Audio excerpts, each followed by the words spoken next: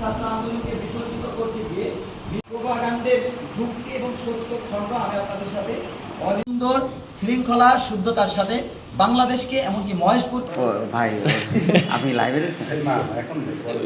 আপনাদেরকে ভিডিও সহ এখন আপনাদেরকে দেখাবো। আপনারা যাওয়ার সময় এই ভিডিও সহ আমি আপনাদের সাথে প্রেরণ করেছি। আমি আপনাদেরকে অনুরোধ জানাবো, জেলা আহ্বায়ক এবং জেলা সদস্য সচিবের উপরে মিথ্যাচার দেওয়ার কারণে আমরা আন্দোলন করেছি দলমত নির্বিশেষে, এখানে রাজনৈতিক দলের নয়। আন্দোলন পরবর্তী সময়ে ধারাবাহিকতায় বৈষম্য বিরোধী ছাত্র আন্দোলনের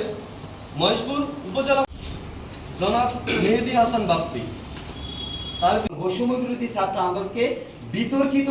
এবং উদ্দেশ্য আরো একটা বলতে চাই যে আমি নাকি আন্দোলন করি নাই। আপনারা নামে অভিযোগ আমরা শুনেছি, এমনকি আমাদের মেহেদী হাসান বাপ্পির নামে অনেক অভিযোগ সচিবের উপরে যে অন্যায় এবং আপনি এটা বলতে পারেন না যে আপনি একটা কমিটির আহ্বায়ক, আপনি আমার জেলা সদস্য সচিব প্লাস আহ্বায়কের উপর যে মিথ্যাচার দিয়েছেন এটা সম্পূর্ণ অপপ্রচার এবং মিথ্যা অভিযোগ দেওয়ার একমাত্র কারণ হচ্ছে যে এই যে বৈষম্য বিরোধী ছাত্র আন্দোলনের যে কমিটি ঘোষণা করা হয়েছে এই কমিটির আহ্বায়ক হতে পারে নাই বলে, পদ পায়নি বলে আমার উপরে এই মিথ্যা প্রচার তারা চালিয়ে যাচ্ছে। মূল